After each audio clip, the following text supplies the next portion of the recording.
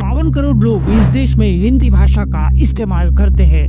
और रही बात बाकी लैंग्वेजेस की, तो यहाँ बंगाली को 10 करोड़ लोग बोलते हैं, मराठी को 8 करोड़ लोग, तेलुगु को 8 करोड़ लोग और तमिल को 7 करोड़ लोग अपनी भाषा में इस्तेमाल करते हैं। ये झगड़ा जाति से उठकर धर्म पर आया और धर्म से उठकर भाषा पर आ टपका है।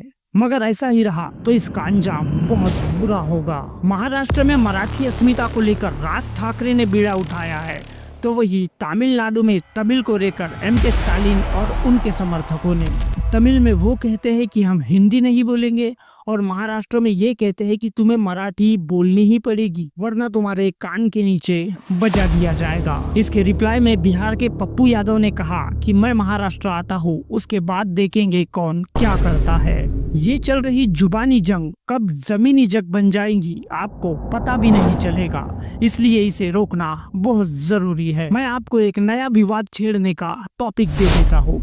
इस देश की सबसे पुरानी लैंग्वेज है तमिल, जो कि 4000 साल पुरानी है।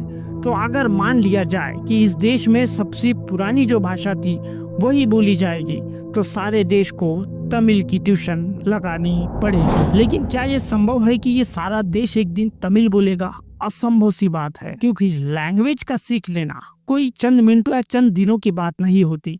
इसका लेना देना है हमारे जन्म से। एक इंसान अगर किसी भाषा को बोलता है तो वो उसके पेरेंट्स, उसकी फैमिली से रिलेटेड होती है। मगर ऐसा भी नहीं है कि इसे ऐसे ही छोड़ दिया जाए। अगर राज ठाकरे ये डिमांड कर रहे हैं कि महाराष्ट्र में रहने वालों को मराठी आनी चाहिए, तो मैं इसमें एक पॉइंट ऐड ये कर दूंगा कि सर आप ये बोलिए कि महाराष्ट्र में जन्मे हुए इंसान को मराठी आनी चाहिए, क्योंकि बाहर से काम धंधा पढ़ाई के लिए आया हुआ शख्स यहाँ मराठी कैसे सीखेगा और कैसे बोल लेगा, जिसे पता है कि मुझे यहाँ 5-10 साल गुजारने हैं और फिर वापस लौट जाना है। या फिर अगर यहाँ कोई बसा भी हुआ है तो वो यहाँ आया ही था 30 की एज में, और अब आप उसे कहेंगे कि आपको मराठी भाषा में ही बात करनी है, तो ये पॉसिबल नहीं है। तो महाराष्ट्र में रहने वाले लोगों के लिए फायदेमंद ये होगा कि वो मराठी भाषा से ज्यादा मराठी लोगों की अस्मिता की बात करें।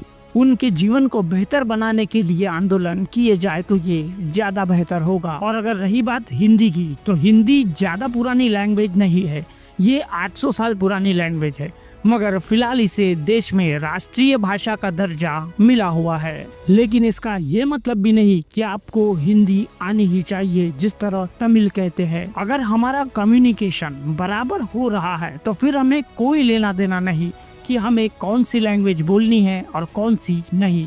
हमें जो लैंग्वेज आती है और जिससे हमारा व्यवहार हो रहा है, फिलहाल हमारे लिए वो सही है। मगर हाँ, अगर हम किसी राज्य में जन्मे हैं तो वहाँ की जो मातृभाषा है वो तो हमें आनी ही चाहिए। मगर लैंग्वेज किसी पर थोपना ये सरासर ज्यादती है। अगर इसी तरह ये जुबानी जंग चलती रही तो एक दिन ये जमीनी जंग बन जाएंगी, जिसके बाद इस विवाद को सुलझा पाना काफ़ी मुश्किल होगा। आप वहाँ नहीं जा सकेंगे, वो यहाँ नहीं आ सकेंगे, और हम अपने ही देश में एक दूसरे को गैरों की नज़र से देखने लग जाएंगे। बाकी मर्जी आपकी। वीडियो पसंद आया हो तो वीडियो को लाइक और चैनल को सब्सक्राइब ज़रूर कर देना। जय हिंद।